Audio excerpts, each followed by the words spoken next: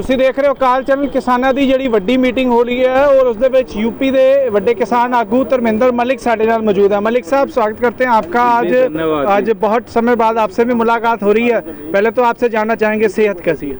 नहीं, सब ठीक है। और काल चैनल के जो पूरा सहयोग रहा है, आज काफ़ी दिनों बाद मिलना हुआ है, तो आज मीटिंग के माध्यम से काफ़ी लोग मिले यार, ताज़ा हुई।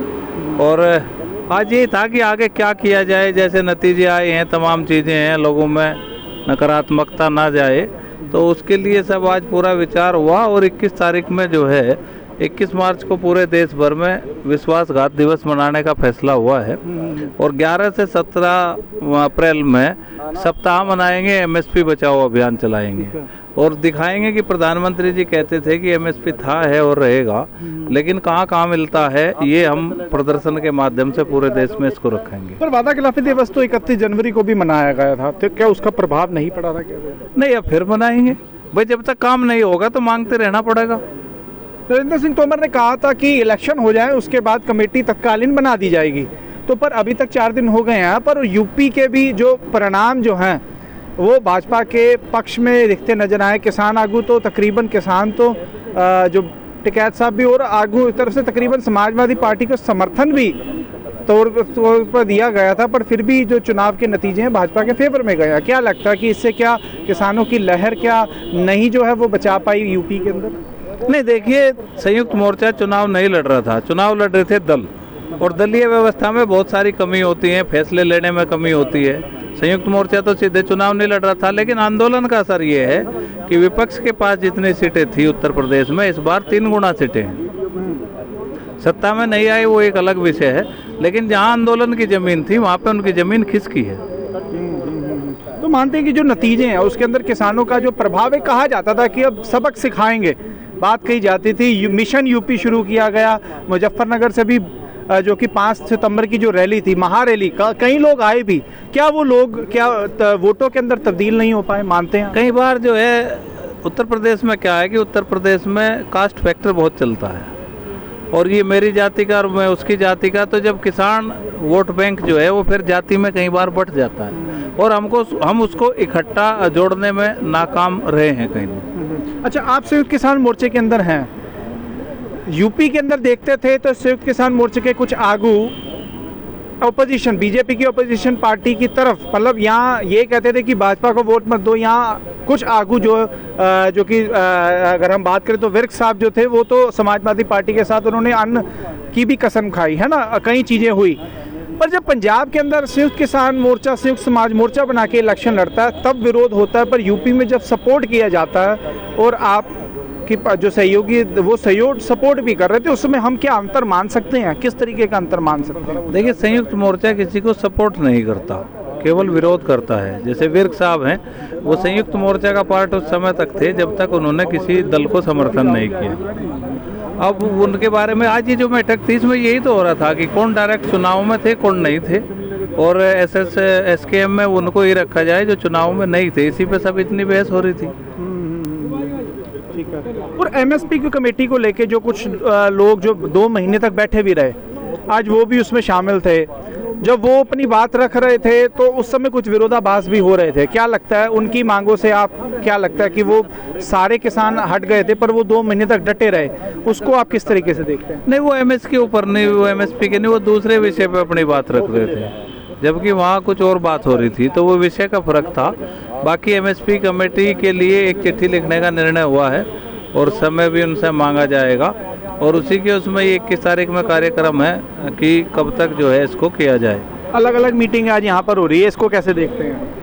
नहीं, ये देखिए नुकसान तो है, लेकिन जब आदमी चुनाव लड़ने जा रहा था तो तब भी उन्हें सोचना चाहिए था कि नतीजा कुछ भी हो सकता है, और नतीजे के बाद अगर उनको राजनीति करनी है तो राजनीति करें। फिर किसान आगू उत्तराखंड तो यूपी तो साडे नाल जगतार सिंह बाजवा मौजूद ने। बाजवा साहब, वाहिगुरू जी का खालसा, वाहिगुरू जी का खालसा, वाहिगुरू जी की फतेह जी। ਵੱਡਾ ਇੱਕ ਮਸਲਾ ਲਖੀਮਪੁਰ ਦਾ ਸੀਗਾ, ਔਰ ਕਹਿ ਦਈਏ ਤਾਂ ਉਸ ਦੇ ਵਿੱਚ ਬੜਾ ਕੁਝ ਕਿਹਾ ਵੀ ਗਿਆ। यूपी ਦੇ ਵਿੱਚ ਇੱਕ ਆਗੂਆਂ ਵੱਲੋਂ ਲਖੀਮਪੁਰ ਖੀਰੀ ਦੇ ਪਰਿਵਾਰਾਂ ਨਾਲ ਵੀ ਮੁਲਾਕਾਤ ਕੀਤੀ ਗਈ, बड़ा कुछ किया गया, पर फिर भी जो है वो बाहर रहे। मोनू मिश्रा जिहड़े ने बाहर भी आ गए।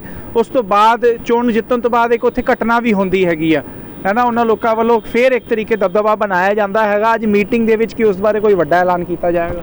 ਹਾਂਜੀ, ਅੱਜ ਮੀਟਿੰਗ ਦੇ ਵਿੱਚ ਇਸ ਵਿਸ਼ੇ ਤੇ ਬੜੀ ਗੰਭੀਰਤਾ ਨਾਲ ਚਰਚਾ ਹੋਈ ਹੈ ਕਿ ਜੋ ਮੌਕੇ ਦੀ ਸਰਕਾਰ ਹੈ ਉਹਦਾ ਜਿਹੜਾ ਰਵੱਈਆ ਹੈ ਉਹ ਫਿਰ ਉਸ ਤਰੀਕੇ ਦਾ ਆ ਰਿਹਾ ਜਿੱਦਾਂ ਦੇ ਉਹਨਾਂ ਨੇ ਵਾਅਦੇ ਉਸ ਟਾਈਮ ਤੇ ਲਖੀਮਪੁਰ ਖੀਰੀ ਦੇ ਟਾਈਮ ਤੇ ਕੀਤੇ ਸੀ, ਉਹ ਆਪਦੇ ਵਾਅਦਿਆਂ ਤੋਂ ਵੀ ਮੁੱਕਰ ਰਿਹਾ ਤੇ ਕੁਝ ਹੁਣ ਦੁਬਾਰਾ ਤੋਂ ਜਿਹੜੇ ਗਵਾਹ ਨੇ ਉੱਥੇ ਕੇਸ ਦੇ ਉਹਨਾਂ ਨੂੰ ਧਮਕਾਉਣ ਦਾ ਵੀ ਕੰਮ ਚੱਲ ਰਿਹਾ।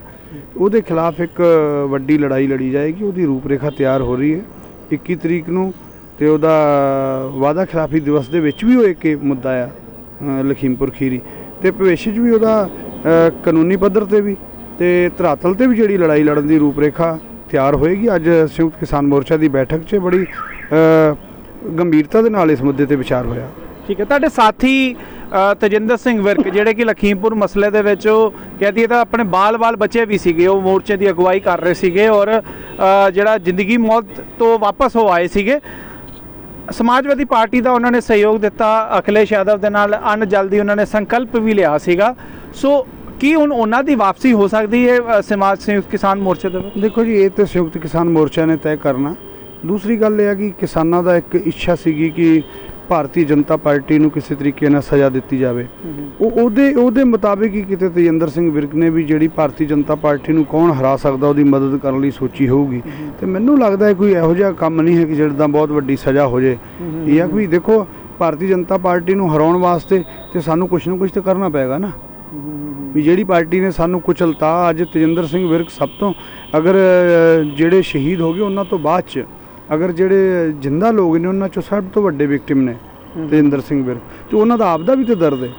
ਉਹ ਕਿਉਂ ਕਿੱਦਾਂ ਬਾਹਰ ਕੱਢਣ? ਉਹ ਤੇ ਜਿਹੜੀ ਪਾਰਟੀ ਉਹਨਾਂ ਨੂੰ ਦੇਖਦੀ ਹੋਏਗੀ ਕਿ ਭਾਰਤੀ ਜਨਤਾ ਪਾਰਟੀ ਨੂੰ ਡਿਫੀਟ ਦੇ ਸਕਦੀ ਹੈ, ਉਹਦੀ ਉਹਨਾਂ ਨੇ ਮਦਦ ਕੀਤੀ ਹੋਏਗੀ। ਕਿਸਾਨ ਮੋਰਚਾ ਇਸ ਬਾਰੇ ਕੀ ਕਹਿੰਦਾ? ਕੀ ਉਹਨਾਂ ਦੀ ਇਸ ਭਾਵਨਾ ਤੁਸੀਂ ਨਿੱਜੀ ਤੌਰ ਤੇ ਸਮਝ ਰਹੇ ਹੋ ਕਿ ਮੋਰਚਾ ਸਮਝਦਾ ਇਸ ਭਾਵਨਾ? ਦੇਖੋ, ਸੰਯੁਕਤ ਕਿਸਾਨ ਮੋਰਚਾ ਸਮਝੇਗਾ, ਅਗਰ ਨਹੀਂ ਸਮਝ ਰਿਹਾ ਹੋਗਾ ਤਾਂ ਸਮਝੇਗਾ। ਇਹ ਜ਼ਰੂਰੀ ਹੈ ਸਮਝਣਾ, ਕਿਉਂਕਿ ਇਹ ਲੜਾਈ ਬੜੀ ਵੱਡੀ ਲੜਾਈ ਹੈ। ਇਹ ਕਿਸੇ ਇਕੱਲੇ ਦੇ ਵਿਚਾਰ ਦੇ ਨਾਲ ਇਹ ਲੜਾਈ ਨਾ ਅੱਗੇ ਵੱਧ ਸਕਦੀ ਹੈ ਤੇ ਨਾ ਵਧੀ ਹੈ। ਪਹਿਲਾਂ ਵੀ ਸਾਰਿਆਂ ਦਾ ਵਿਚਾਰ ਸੀ। ਜਿਹੜੇ ਲੋਕ ਸਰਕਾਰ ਦੇ ਨਾਲ ਲੜਨਾ ਚਾਹੁੰਦੇ ਸੀ ਉਹੀ ਤੇ ਮੋਰਚੇ 'ਚ ਆਏ, ਜਿਹੜੇ ਸਰਕਾਰ ਤੋਂ ਡਰਦੇ ਸੀ ਉਹ ਥੋੜੇ ਮੋਰਚੇ 'ਚ ਆਏ। ਤੁਹਾਡੀ ਇਹ ਭਾਵਨਾ ਕਿ ਪੰਜਾਬ ਦੇ ਆਗੂਆਂ ਤੇ ਵੀ ਟੁੱਕਦੀ ਹੈ? ਦੇਖੋ, ਜਿਹੜੀ ਪੰਜਾਬ ਦਾ ਵਿਸ਼ਾ ਹੈ, ਪੰਜਾਬ ਦੇ ਆਗੂਆਂ ਨੇ ਇੱਕ ਪਾਰਟੀ ਬਣਾ ਕੇ ਇਲੈਕਸ਼ਨ ਲੜਿਆ। ਵਿਅਕਤੀਗਤ ਕਿਸੇ ਨੂੰ ਸਮਰਥਨ ਦੇਣਾ ਇੱਕ ਵੱਖਰੀ ਗੱਲ ਹੈ। ਤਜਿੰਦਰ ਸਿੰਘ ਵਿਰਕ ਨੇ ਵਿਅਕਤੀਗਤ ਸਮਰਥਨ ਦਿੱਤਾ ਤੇ ਪੰਜਾਬ ਦੇ ਆਗੂਆਂ ਨੇ ਪਾਰਟੀ ਬਣਾ ਕੇ ਜਿਹੜਾ ਉਹਦੇ ਵਾਸਤੇ ਸੰਯੁਕਤ ਕਿਸਾਨ ਮੋਰਚਾ ਹੀ ਜਿਹੜਾ ਆਪਸ 'ਚ ਤੈਅ ਕਰਨਗੇ। ਤੇ ਸਾਡਾ ਵੀ ਸਾਰਿਆਂ ਦਾ ਪ੍ਰਯਾਸ ਹੈ ਕਿ ਇਹਨਾਂ ਸਾਰੀਆਂ ਵਿਸ਼ਿਆਂ ਨੂੰ ਆਪਸ 'ਚ ਬੈਠ ਕੇ ਹੱਲ ਕੀਤਾ ਜਾਵੇ ਤੇ ਗਾਂ ਤੋਂ ਮਜ਼ਬੂਤ ਲੜਾਈ ਜਿਹੜੀ ਹੈ ਸਰਕਾਰ ਦੇ ਖਿਲਾਫ ਲੜੀ ਜਾਵੇ। ਬਹੁਤ ਬਹੁਤ ਧੰਨਵਾਦ ਕਰਦੇ। ਜਗਤਾਰ ਸਿੰਘ ਬਾਜਵਾ ਸਾਡੇ ਮੌਜੂਦ ਸੀਗੇ ਔਰ ਅੱਗੋਂ ਨਾਲ ਜੁੜਦੇ ਹਾਂ। ਦੇਖਦੇ ਰਹੋ ਅਕਾਲ ਚੈਨਲ।